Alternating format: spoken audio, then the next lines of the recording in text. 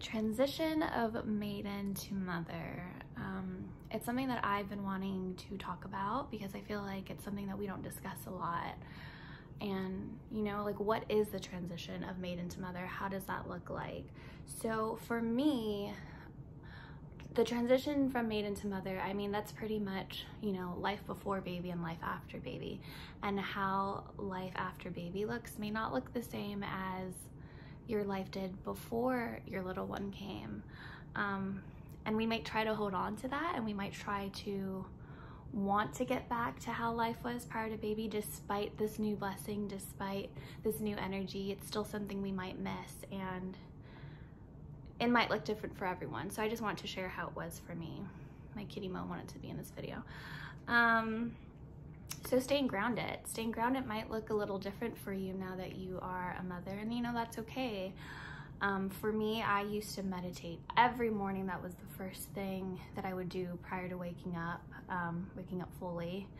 I would do yoga, I would do breath work, and now that you're a mom, you might not get the chance to do everything that you used to stay grounded. So, you know, that might look a little different. For me now, staying grounded looks like waking up in the morning, feeling how it feels to be in my body, saying good morning to my little man, getting time in to do yoga. I might not even do the length of a yoga video that I'd want to do, but I still make time to fit it in, so I can feel a sense of groundedness, a sense of centeredness. So, you know, staying grounded might look different, and that's fine.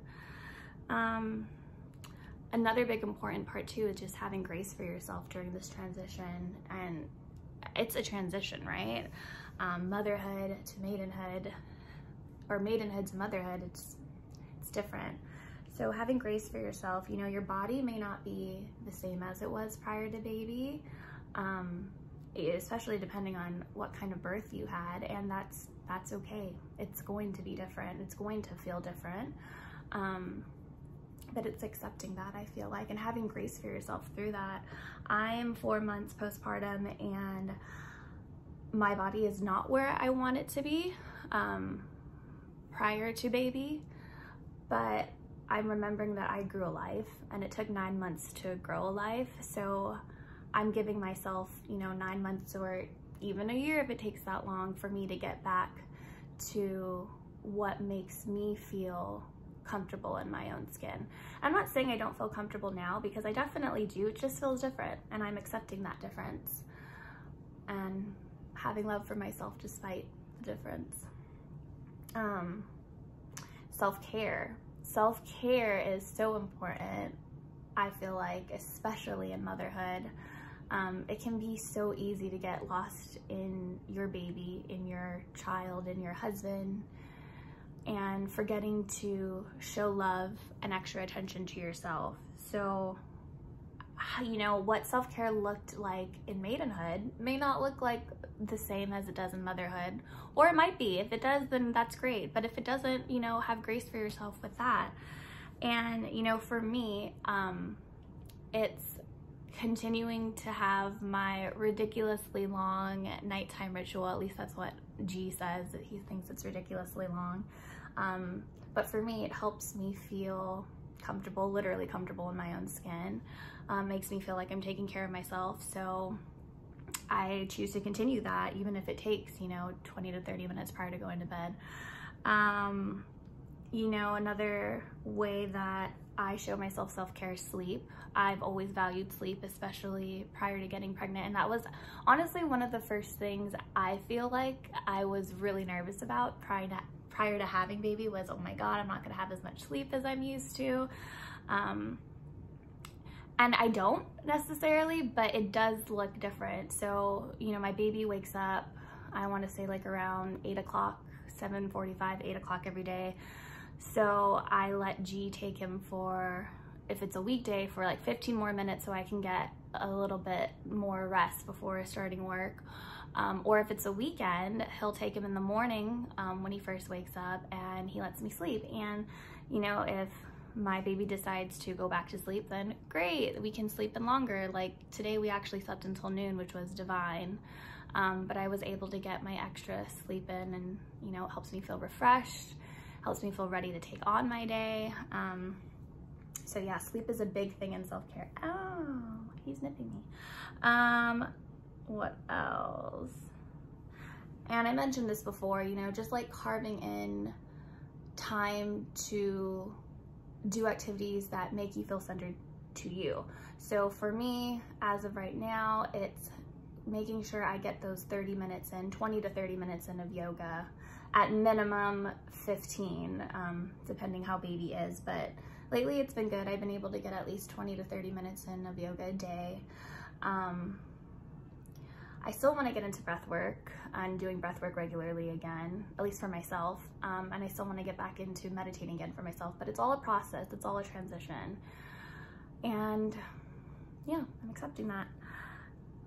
Another thing that's so important with this transition into motherhood is staying grounded in gratitude, and remembering all the blessings that you have in your life at this moment. I feel like, especially when things get rough, it's very easy to forget. And I feel like that's normal. But taking, you know, a moment to recenter and remember like this little miracle that you have, the support of your husband, the support of your family members, the fact that you have a roof over your head, the fact that you have a loving, joyful, miraculous baby. Just taking in like 2 to 5 minutes a day. If 2 is all you can spare, then you know, that's fine too. Just remembering all the blessings and having gratitude for everything that you have in your life can do wonders. But yeah, I mean, I feel like one of the biggest things that I've come to realize, you know, being a mother, is how important it is to stay present. I remember just yesterday birthing my son and remembering how little he was and how small and tiny he was. And it's crazy because I feel like it was just yesterday, and now I have like a 4-month-old who's constantly babbling. He can almost sit up by himself, and it truly does go by so fast. So I know it's cliche to say how fast it goes and how it goes by in a blink of an eye, but it truly does. So I feel like staying present is one of the biggest things that you can do as a mother. And your little guru, at least that's what I call my baby, he's my little guru, he will remind you of that, because it'll go by so quickly. And you know, staying in that moment, having gratitude for that moment, and loving yourself through this is, you know, the most that you can do, and one of the best things you can do for yourself during this transition. But yeah, so that's basically how it's been for me with my transition from maiden to mother. Just some thoughts that I want to share with you all, and I hope this serves you and you found some wisdom or some nuggets that you can take with you in your journey as well. If you have anything to share, I'd love to hear how your transition from maiden to mother has been for you. Feel free to comment below. Or if this is on Instagram, feel free to comment me, DM me, let me know how it's been. But yeah, I'm wanting to do videos like this weekly, so we'll see how it goes. But yeah, thank you for being here, thank you for listening, and namaste.